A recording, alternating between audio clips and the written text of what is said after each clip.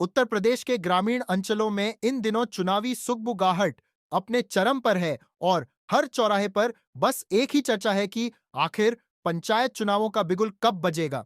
सबसे महत्वपूर्ण सवाल जो हर नागरिक और उम्मीदवार के मन में है, वह आदर्श आचार संहिता के लागू होने के समय को लेकर है। सामान्यतः राज्य निर्वाचन आयोग द्वारा अधिसूचना जारी होते ही पूरे प्रदेश में आचार संहिता प्रभावी हो जाती है।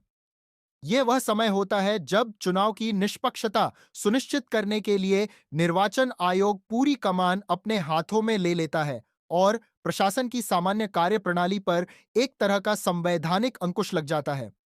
आचार संहिता का वास्तविक अर्थ उन नियमों और दिशा निर्देशों के समूह से है जिनका पालन सभी राजनीतिक दलों, उम्मीदवारों और सत्ताधारी सरकार को करना अनिवार्य होता है। इसका मुख्य उद्देश्य यह सुनिश्चित करना है कि कोई भी पक्ष अपने पद या सरकारी संसाधनों का दुरुपयोग करके मतदाताओं को प्रभावित न कर सके। जैसे ही आचार संहिता लागू होती है, प्रशासन की प्राथमिकता विकास कार्यों से हटकर पूर्णतः चुनाव संपन्न कराने पर केंद्रित हो जाती है। इस दौरान जिला स्तर पर जिलाधिकारी और पुलिस अधीक्षक की भूमिका अत्यंत महत्वपूर्ण हो जाती है, क्योंकि उन्हें ही पूरी चुनावी मशीनरी को नियंत्रित करना होता है।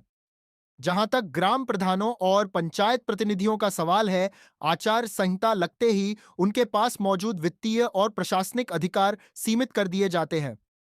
ग्राम पंचायतों में नए विकास कार्यों की घोषणा या उनका शिलान्यास पूरी तरह प्रतिबंधित हो जाता है। अक्सर देखा गया है कि चुनाव से कुछ समय पहले ही ग्राम प्रधानों का कार्यकाल समाप्त होने की स्थिति में प्रशासन प्रशासक एडमिनिस्ट्रेटर की नियुक्ति कर देता है, जिससे ग्राम प्रधानों के हस्ताक्षर से होने वाले भुगतान रुक जाते हैं।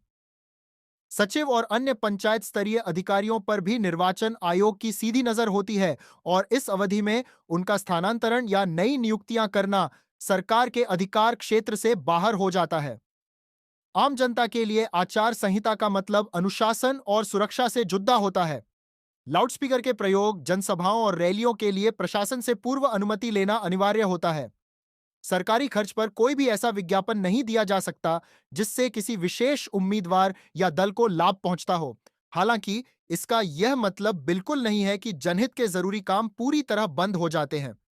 जो विकास कार्य आचार संहिता लगने से पहले ही शुरू हो चुके हैं या जो अनिवार्य सेवाएं जैसे स्वास्थ्य, सफाई और पेयजल से जुड़ी हैं, वे निरंतर जारी रहती हैं।